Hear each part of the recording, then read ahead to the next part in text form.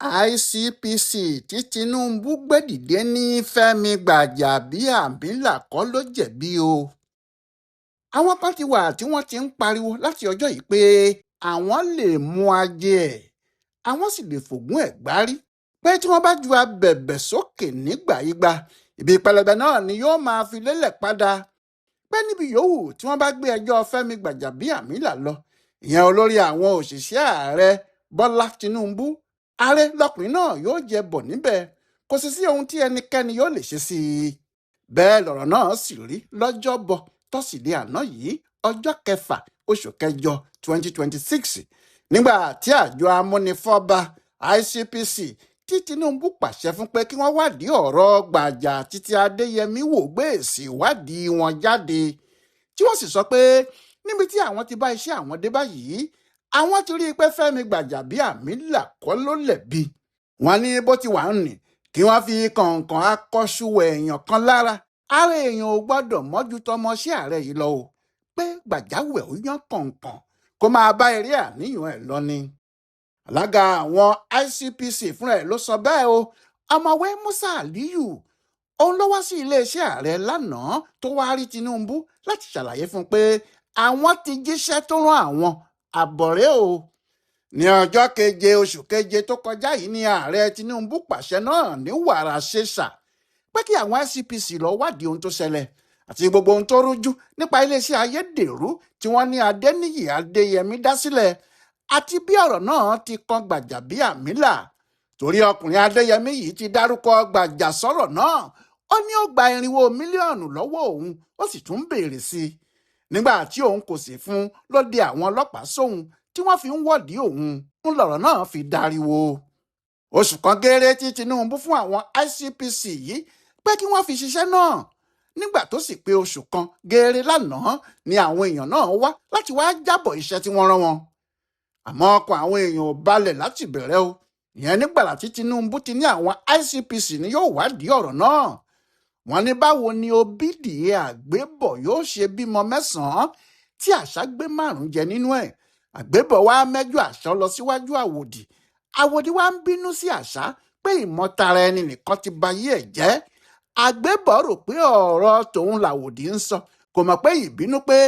àṣà dájẹ́ òròmọdìyẹ 5 nínú 9 láì fẹ́ lòmíì jẹ́ ló ń bí nínú, kì í ṣe nítorí òun àgbébọ̀ rárá. Àwọn yìí ní níbo ni àṣà yóò ti rí ìdájọ́ òdodo, kì í ṣe lọ́dọ̀ àwòdì o. Ohun tí wọn kò ṣe fún Icpc láǹfààní kankan pé wọn yóò ṣe òdodo lórí ọ̀rọ̀ yìí nìyí. Wọ́n dà wọ́n nù bí omi ìsanwó, wọ́n ní wọn kò lè ṣiṣẹ́ kan tó dáa.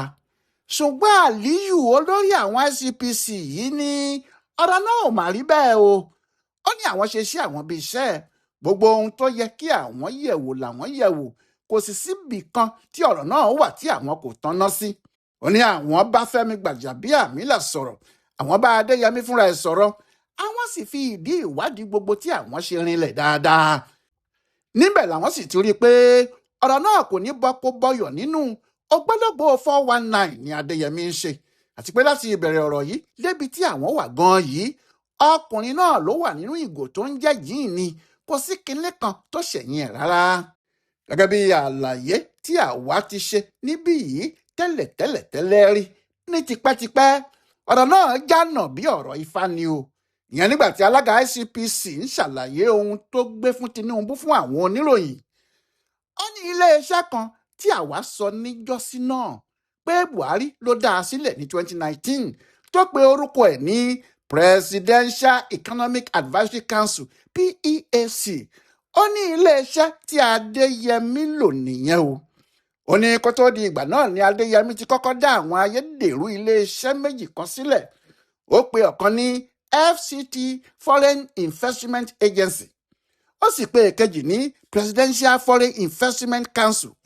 Ó ní àwọn iléeṣẹ́ méjèèjì ti wà tẹ́lẹ̀ kí Adéyẹmí tó nawọ́ sí iléeṣẹ́ tuntun tó ní òun dá sílẹ̀ yìí o. Ọ̀gá àwọn Icpc yìí ní iléeṣẹ́ PEAC tí Buhari dá sílẹ̀ yìí ni Adéyẹmí lọ nígbà tó rí i pé àwọn Buhari ti lọ,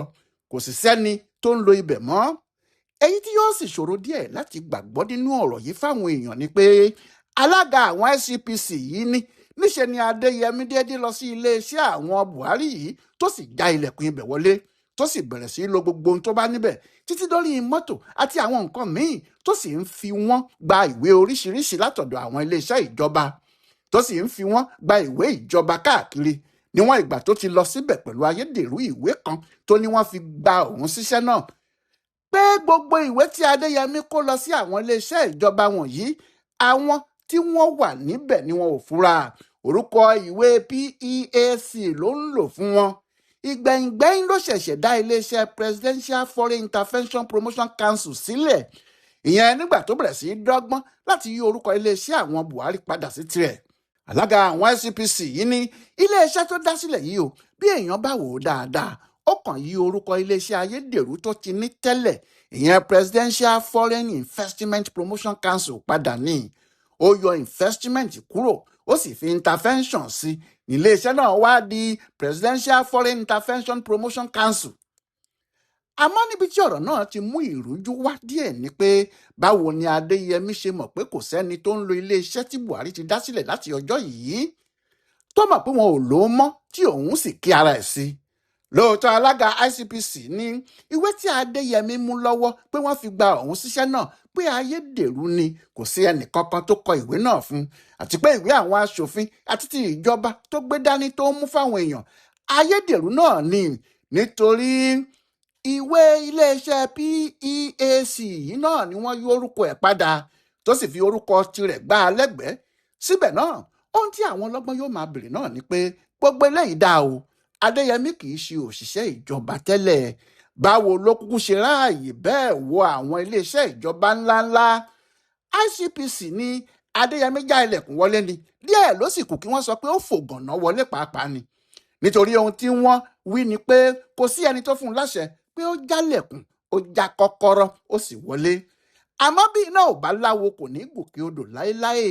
kí ewúrẹ́ tó máa lérí kiri pé òun yóò ru ẹrù tí kẹ́tẹ́kẹ́tẹ́ ò lè rù àṣà pé ó ti mọ ohun tó wà nínú ẹrù náà ni o ó ti mọ̀ pé kò wúwo pẹ́ẹ́ kí ọkùnrin ọ̀fàlẹ̀ tó wá ìyàwó oníyàwó lọ sílé lọ́sàn-án gangan ó ti mọ̀ pé ọkọ ẹ̀ kò ní oko nítòsí etílé pé tó bá ti lọ láàárọ̀ ó dalẹ́ kó tó dé kí Adéyẹmí tó lọ já ilẹ̀kùn wọ iléeṣẹ́ PEAC nínú sekitẹ́ríàtì lẹ́yìn táwọn Buhari ti gbéjọba sílẹ̀ àwọn kan ni wọ́n ṣàlàyé fún un àwọn kan náà ni wọ́n sì to ìwé ẹ̀ nítorí kò sí àkọsílẹ̀ níbì kankan pé ọkùnrin náà ṣiṣẹ́ nínú sekitẹ́ríà yìí rí tàbí pé ó ti jẹ́ ọ̀gá iléeṣẹ́ ìjọba kankan bó ṣe wá dìde gìjà bí ajáré eegun tó sì gba ọ́fíìsì tí kì í lò tẹ́lẹ̀ lọ níbi tí ìṣòro wà gan nìyẹn ibi tí iṣẹ́ Icpc sì ti tún kù sí tí wọn yóò ṣe nìyẹn lóòótọ́ o àwọn Icpc sọ pé Adéyẹmí ní àwọn tí wọ́n ń bá a ṣiṣẹ́ yìí o Aliyu ni ní ọ́fíìsì akọ̀wé ìjọba àpapọ̀ Office of the Secretary to the Government of the Federation Adéyẹmí ní èèyàn níbẹ̀ àwọn ni wọ́n sì ṣe iṣẹ́ tibẹ̀ yẹn ní ọ́fíìsì aṣírò owó àgbà Office of the Accountant General of the Federation Adéyẹmí tún léèyàn níbẹ̀ àwọn náà ni wọ́n sì ṣe iṣẹ́ tibẹ̀ yẹn náà ọ́fíìsì olórí àwọn òṣìṣẹ́ ìjọba gbogbo Office of the Head of Civil Service Adéyẹmí láwọn míì síbẹ̀ àwọn náà ni wọ́n ṣiṣẹ́ tibẹ̀ yẹn bẹ́ẹ̀ sì ni ọ́fíìsì àwọn onímọ̀ ẹ̀rọ àpapọ̀ National Information Technology Development Agency náà lẹ́bi nínú ọ̀rọ̀ yìí torí àwọn èèyàn kan ti wà níbẹ̀ tí wọ́n tó ń ṣiṣẹ́ fún Adéyẹmí àmọ́ pé nílé iṣẹ́ ààrẹ o State House tàbí Presidency olórí àwọn Icpc yìí ní kò sí ẹ̀bi kankan láti ọ̀dọ̀ tiwọn o nítorí lẹ́tà tí Adéyẹmí ń gbé kiri tí wọ́n ní láti ibẹ̀ ló ti wá ayédèrú ni o ibi tí wọ́n sì ti sọ pé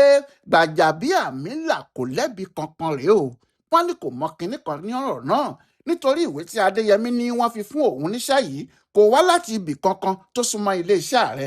wọ́n ṣe àrọ́ndàrọ́ndà ìwé náà jáde láti ọwọ́ ara wọn ni ó ní wọ́n fọ́ọ̀jì ẹ̀ ní ó fèdè òyìnbó sọ bẹ́ẹ̀ ìwé iléeṣẹ́ Buhari tó dá sílẹ̀ láti ọjọ́ yìí wá ni wọ́n fọ́ọ̀jì tí wọ́n yọ orúkọ tàwọn tó wà níbẹ̀ tẹ́lẹ̀ kúrò tí wọ́n sì fi orúkọ tara wọn sí tí wọ́n sì ṣe ìwé tuntun jáde pé Adéyẹmí ni ọ̀gá àgbà níbẹ̀ ó ní Director General ọ̀gá Icpc náà wá ní tilẹ̀ nítọ́lọ́hún o kò sí ohun tó kan Gbàjà nínú ọ̀rọ̀ yìí o bí àwọn Icpc ti ń gbé ìwádìí tí wọ́n kalẹ̀ yìí bẹ́ẹ̀ náà ni àwọn ìgbìmọ̀ tí àwọn aṣòfin gbé dìde láàrin ara wọn ń palẹ̀ àbájáde tiwọn náà mọ́ tí tí wọ́n ń fẹ́ forí ọ̀rọ̀ ọ̀hún tì síbì kan. Kò sì jọ pé wọn yóò ṣòkò máa wá Adéyẹmí kiri mọ́ o, torí ó ti fojú hàn báyìí kò lè sí ẹnìkan tí yóò tún gbọ́ àwọn Icpc lẹ́nu mọ́. Níwájú ìgbìmọ̀ yìí pàápàá, ọkùnrin tó jẹ́ òun ni olórí àwọn májámájá, ìyẹn olórí àwọn ẹ̀ṣọ́ pópó tí wọ́n máa ń fún gbogbo ọkọ̀ ní nọ́mbà tí wọ́n ń lò, ìyẹn àwọn tí wọ́n fún Adéyẹmí nọ́mbà sí àwọn mọ́tò tí wọ́n ń gùn kiri nílé iṣẹ́, tí nọ́mbà náà sì jẹ́ àkànṣe special number. Shehu Muhammed sọ pé nígbà tí Adéyẹmí fúnra ẹ̀ wá bá òun, gbogbo ìwé tó kó wá lòun náà yẹ̀ wò, òun ò sì mọ̀ pé ayédèrú ni, àti pé lẹ́yìn tí Adéyẹmí ti lọ, òun wo orí àti ayélujára wọn lórí àtẹ ìjọba àpapọ̀, òun sì rí pé orúkọ Tinubu àti ti àwọn mínísítà ló wà níbẹ̀ gẹ́gẹ́ bí olórí àti àwọn ìgbìmọ̀ apàṣẹ fún iléeṣẹ́ Adéyẹmí yìí. Ó ní bó ṣe wà lórí àtẹ ayélujára ìjọba fúnra ẹ̀ nìyẹn. Báwo wá ni kí òun ṣe mọ̀ pé ayédèrú ni gbogbo ohun tí wọ́n ń wí yìí, nígbà tó jẹ́ orí àtẹ ayélujára yìí náà ní gbogbo àwọn iléeṣẹ́ ìjọba tó kù ń dúró sí pátápátá. Ó ní òun ò fura o, òun ò sì mọ̀ ní o, ohun tó jẹ́ kí àwọn fún àwọn mọ́tò ẹ̀ ní àkànṣe nọ́mbà nìyẹn. Ṣùgbọ́n Yusuf Gagdi, olórí ìgbìmọ̀ náà ní ṣebí tó bá jẹ́ ọkùnrin yìí àwọn nọ́mbà ẹ́ńjìnì mọ́tò náà wò, ìyẹn chassis number, ṣebí ìbá rí i pé àwọn mọ́tò àtijọ́ tí wọ́n ti nọ́mbà tẹ́lẹ̀ ní Adéyẹmí wá kó bá a. Ń lòun náà bá lanu gbàgà, ó ní òun jẹ̀bi ìyẹn. Àwọn ohun tí àwọn Icpc rò pọ̀ rèé tí wọ́n fi ní àfi kí wọ́n bá Adéyẹmí ṣẹjọ́ o, pé ìjọba àpapọ̀ gbọ́dọ̀ wọ́ ọ lọ sílé ẹjọ́ dandan ni, kí wọ́n sì jẹ́ kó jìyà ohun tó ṣe. Bẹ́ẹ̀ ni kì í ṣe òun nìkan o, àwọn tí wọ́n bá lẹ̀ lé àpò pọ̀ láti ṣe àwọn nǹkan wọ̀nyí àti àwọn òṣìṣẹ́ ìjọba gbogbo tí kò ṣe iṣẹ́ wọn bó ti yẹ kí wọ́n ṣe é, tí Adéyẹmí àti àwọn èèyàn ẹ̀ fi wọlé sí gbogbo wọn lára. Gbogbo wọn ni wọ́n gbọ́dọ̀ faragbá o. Bí ọ̀rọ̀ bá wá dà báyìí, gẹ́gẹ́ bí àwọn Icpc yìí ti wí yìí o, lóòótọ́ Tinubu kò tí ì sọ èyí tí yóò ṣe o, àmọ́ ṣé akọ̀wé ìjọba àpapọ̀,